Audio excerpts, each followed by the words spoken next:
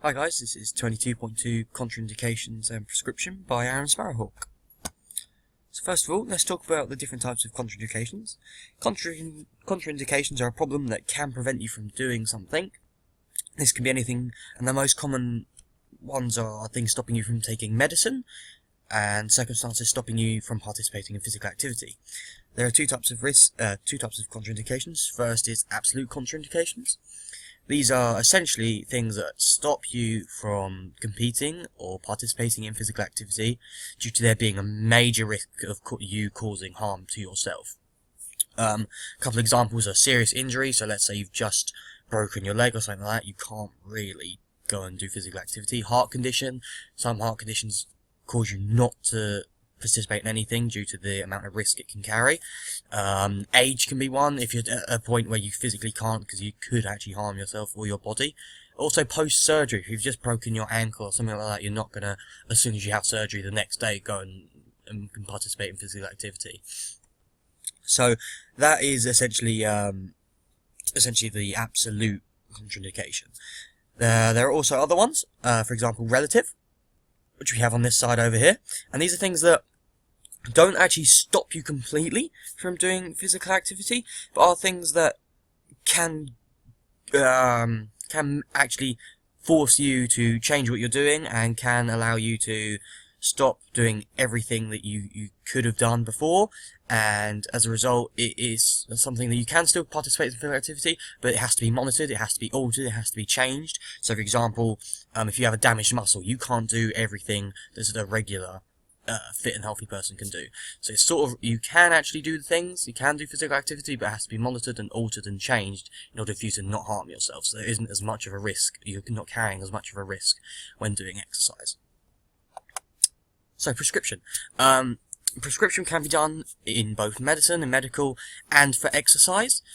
And it's something that you can be prescribed both mental and physically. So let's say you're physically unwell, whether it's you've just came back from surgery or you've just had a heart operation or something like that.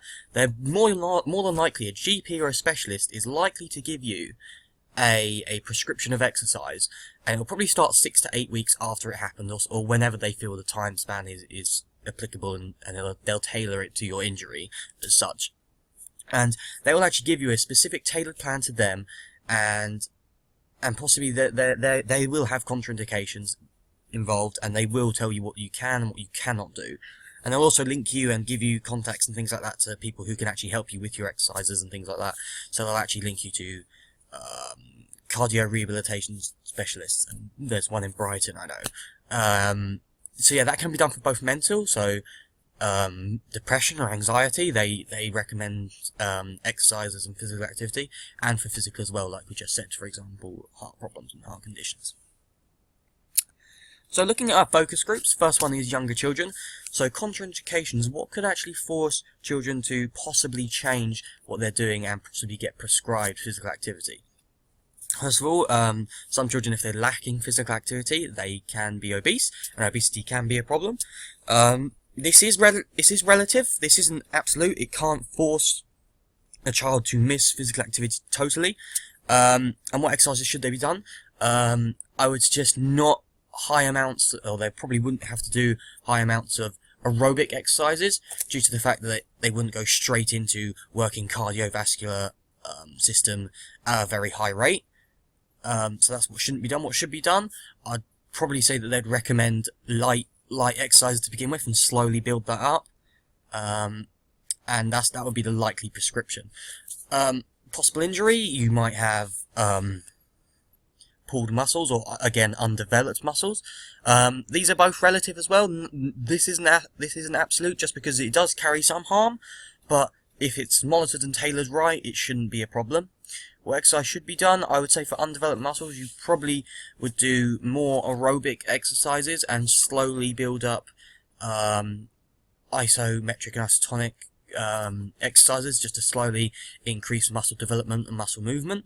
What shouldn't be done is probably weight-bearing exercises, things like that, things to do with weights, everything like that. You shouldn't really be doing that with undeveloped muscles, and that would probably be the likely prescription. So for asthma, this can be both, on extreme circumstances, it can be absolute. However, more often than not, it is relative. And exercises that should be done probably should be light aerobic exercises, light aerobic and anaerobic exercises, but not to the point where you're actually causing them harm with their asthma. Asthma is a very hard one to sort of take into account, simply because you've got a number of, I don't want to call them any more harm or strain or anything like that. So what shouldn't be done, again, as I said before, really should avoid high intensity aerobic exercises, due to the fact that it's probably going to cause them an asthma attack or something like that. So that'll probably be the likely prescription, and they'll probably do that, as I said, over weeks and weeks and weeks, and hopefully you'll slowly see a decrease in the contraindications. For example, obesity. If you run this exercise program, this prescription for a certain amount of time, obesity is likely to actually slowly decrease, because obviously you're going to be losing weight due to your exercises. So, older people. Contraindications. Age could be one. Age is a relative contraindication, simply because exercises can still be done. What exercises should be done? Probably very light movements, things like that, throwing, catching, simple movements that increase your hand-eye coordination, increase your reflexes, increase your muscle memory, things like that. What really shouldn't be done is, and obviously we're going to bring this back when we talk about the heart conditions, but getting up and down, floor work, weight work, things like that, that shouldn't be done due to the strain it puts on the muscles and the bones and the heart contractions and things like that. And that would probably be the likely prescription. Osteoporosis and weaker bones and muscles, these are both relative. However, at extreme circumstances, it will be absolute, due to the fact that it will probably cause more harm than good and could cause serious harm to the body. So what exercises should be done? Again, very light movements, nothing too strenuous to put your bones or anything like that. You want, more than anything, light impact. So maybe light jogging, light movements, walking, bowls, things like that. It's not on here, but stress again. Stress could be one due to stereotypical things. And as I said again, yeah, light movements, bowls, things like that. What shouldn't be done again is floor work. Weight work shouldn't be done due to it being too strenuous for their body, and as a result, it could cause high amounts of injury if you do that. Heart conditions and cholesterol, and also blood pressure isn't on here, but we'll go into detail with this. It is relative, however, at some point it will become absolute if the heart condition is so severe, or the blood pressure is so severe that exercise has to be ruled off due to the fact that it could harm you more than help you. So it is relative to a point. What exercises should be done? Again, light movements, very light aerobic exercises, jogging, walking, throwing, catching, passing, all those things to really increase hand-eye coordination, things like that. What shouldn't be done, and this actually links to the blood pressure that we were on about, is what shouldn't be done is floor work, simply because if you keep going up and down and up and down and up and down, it's going to affect your blood pressure, which will then affect your body, which will then affect how blood transports and things like that. So for cholesterol and heart conditions, again, what shouldn't be done is isotonic and isometric contractions, simply because it will be too much strain on the heart, too much strain on the muscles, and as a result, it could cause severe damage. Finally, is range of movements, joints. What you'd probably be looking at is flexibility exercises, so rotations around muscles and joints, things like that. Warm-ups actually can help with this. So what would likely to be happening was they'd maybe run a session, or likely prescribe you someone to go to a session where they'll do something like yoga or something like that, something that would increase your range of movements and joints. But what shouldn't be done is weight bearing, things like that, and hard contractions with anaerobic, due to the fact that you have little range of movements at joints as you get older. So finally, disability, but wheelchair able. Obviously disability is a very broad thing, so we've kind of narrowed it down to wheelchair able. So first of all, with stress, we said again that it can be mental and physical. You can be prescribed exercise mentally and physically. This is relative. You can still, it won't cause too much harm to you if you do exercises while under high amounts of stress.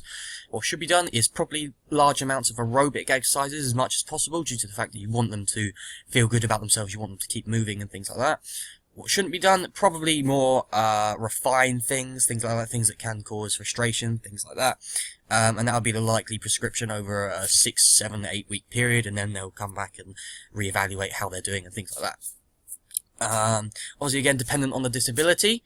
So as I said, we've kind of narrowed it down, but dependent on the disability, it might be absolute or relative.